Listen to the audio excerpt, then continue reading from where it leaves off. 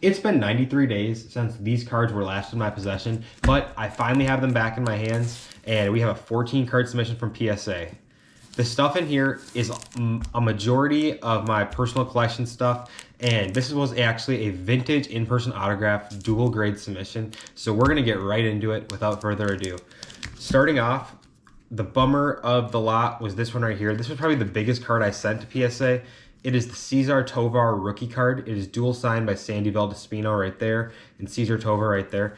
PSA hit it with a questionable authenticity where they couldn't render a decision, which is really frustrating because this has a JSA full letter with it already. So I'm gonna have to send this back to PSA with a copy of the JSA full letter and see if I can get this slabbed, because this is a massive card.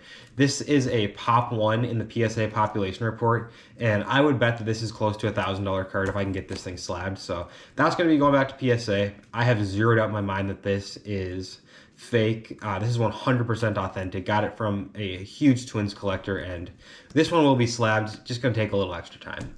But now into the rest of the submission. There was the 14 cards total. That one didn't get slabbed. The next 13 all got slabbed. So we'll start it off right here. How about a 1969 Sporting News All-Star Tony Oliva? This I got this one in about probably the next 5 cards in this submission, all signed during the Minnesota Twins fantasy camp in 2020 when Tony Oliva was one of the coaches, and on the autograph night I got these signed by him. So this one turned out really cool. This got a PSA 1 autograph 9 with a marking qualifier, which means that there was like handwriting or somebody drew on it. It's right there. It looks like somebody put the letter B or something like that. Yeah, it looks like a P or a B, but somebody wrote on the back of that.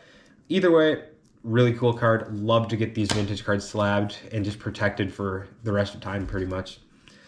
All right, going down the line again now. We got, how about a 1967 Tony Oliva? This is one of my favorite sets ever from Topps. I'd say this is probably my second favorite set from the 60s, and 62 is my favorite with the wooden borders, but this one's just awesome. Got a PSA 3 autograph grade 10, so that's a pretty decent grade for a vintage autograph card right there. And then let's go 1 year down to 1966 top. Right here, you got Killebrew. That's an iconic set again. This one I knew really wasn't going to grade that great. Had like some damage down at the bottom, but got a 1.5 autograph grade 10. The back looks really good though. That back looks a lot better than a 1.5, but it doesn't really present as well on the front. And then next up, let's go down one more year. We're just going to keep going down year by year with Tony Oliva.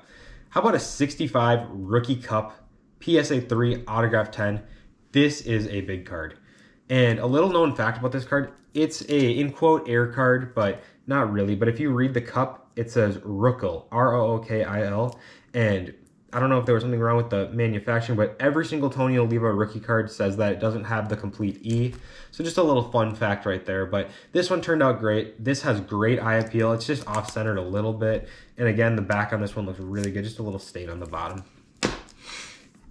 We're going to skip 60. Actually, we're not going to skip 64. We're going to go straight down one more year to 1964. Tony Oliva right here on the Twins rookie stars. And this one got a 1.510 again, just like that 67 did. Nothing too much to say about this one. Just a nice card. He almost went off the card, so that probably could have been a 9 autograph, but I was able to sneak a 9 auto in there.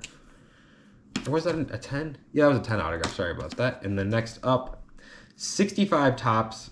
Jim Kaat. And there's something wrong with this card. Can you guys tell what it is? I want you guys to pause the video right now and let me know in the comments if you know what's wrong with this card. I'll give you 5 seconds. All right, so if you didn't know, this is actually another air card. Look at how they spelled his name, K-A-T-T. Jim Kaat's name is actually spelled K-A-A-T-T. So it's the Jim Kaat rookie card, not Jim Kaat. Or not rookie, but air card, I guess you could call it. And this one got a 1.510 as well. Love this card. This was signed at a public signing in Minnesota in summer of 2024, and he inscribed 16-time Gold Glove on there. So really nice card. I love this one considering the Twins went to the World Series in 1965. So it's kind of fun to like slowly maybe even build that team set, considering I've got those two right here, and then you've got this big one right here. So you got 3 of the cards from the set. Once this one gets slabbed, that'll be a nice little trio to have, but could be really fun to build that set over the coming years. Maybe I'll do that. Maybe I'll build World Series sets of all the Twins World Series teams. Up next, the killer, Harmon Killebrew on a 75 tops. This one got a 3, autograph grade 6. In ballpoint pen, it's really not that great, but the story behind this card is what makes it special to me. I was at the Maplewood Card Show, I think it might have been in the spring of 2024, I want to say, and I was digging through some dollar boxes, and I actually found this card, and I paid $1 for this card signed, and I don't know if somebody just bought a collection and this was in there or what, but somebody had this. It was in their dollar box. I paid $1 for a Hall of Fame signed Topps 1975 card. I got it graded at past authenticity or authentication. It's authentic, and that's just a fun card to have, a really cool card. And I'm doing the Harmon Killebrew Topps run, so this was one I didn't have. Nice add to the collection right there. And now we have 1, 2, 3, 4, 5, 6 cards left, and these are some really nice cards to me, really special cards. I'm doing the Minnesota Twins Hall of Fame set. I've made a video about that on my channel. If you haven't seen it, go check it out when I finished them all. None of them were slabbed yet, but we're starting to get the slabs back. So we have 6 of the vintage cards right here. Starting off, we're going to go from the oldest to the newest. You got Twins Hall of Famer Camilo Pascal on his 1955 Topps rookie from the Washington Senators. He has a beautiful autograph, as you can see right there. And this card got a PSA 4 autograph grade 10, which is really good for something this old. So I was very, very pleased with that. And then next up, Minnesota Twins legend, Harmon Killebrew's home run partner in the 50s and 60s, Bob Allison right here on his 59 rookie card. And the Sporting News, always a fun set. I remember chasing the heritage of these when I was a kid when they were doing the 1959 heritage set. So these were always something really fun to look for. And this one was signed by the man himself, got a PSA 2 autograph grade 7. Probably one of the hardest cards in the entire Twins Hall of Fame set is the Zoilo Versailles rookie card. He passed away in the 90s, fairly young, and there's just not a ton of these out here. But this one got a PSA 1.5 autograph grade 9, and I could not be happier. I actually picked this one up in a huge collection that I was buying, and the seller actually happened to have this, so we were able to work out a deal, and I got this thrown into the deal. So that one will never leave my collection. And next up is going to be the biggest card from this submission. No words necessary right there. 1967 AL Rookie Stars, Rod Carew, Hank Allen. It's signed by Rod right there. It's an older life signature. It's not playing days or anything, but card's kind of rough. Somebody wrote "Go" on the back. It's got a big little ding or smudge thing right there. But it got a 1 with the marking qualifier and a PSA 10 autograph. So can't complain to get a signed rookie card of the greatest living Minnesota Twin. And then next up, actually the last card I got for my Hall of Fame set was right here, the Rick Stelmazik 1970 Topps. This was a tough one to find at the time, but I was able to find one. It popped up, and it's signed by Dick Such as well as Rick Stelmazik. So fun one there. That got a 410 as well. And then to finish off this submission right here, how about Hall of Famer as well as Twins Hall of Famer? Bert Blyleven right here.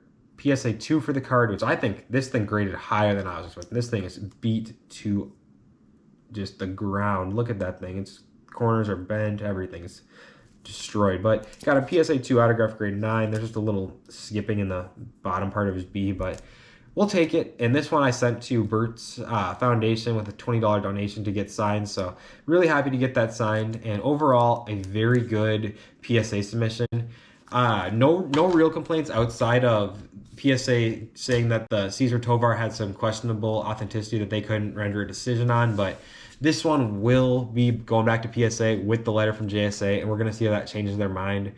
I fully know and believe that this thing's authentic, so stay tuned for that. Hopefully I have some good news with my next PSA submission when I send this one out saying this came back authentic, but for now, it's going to be like this, and we will see you guys in the next one.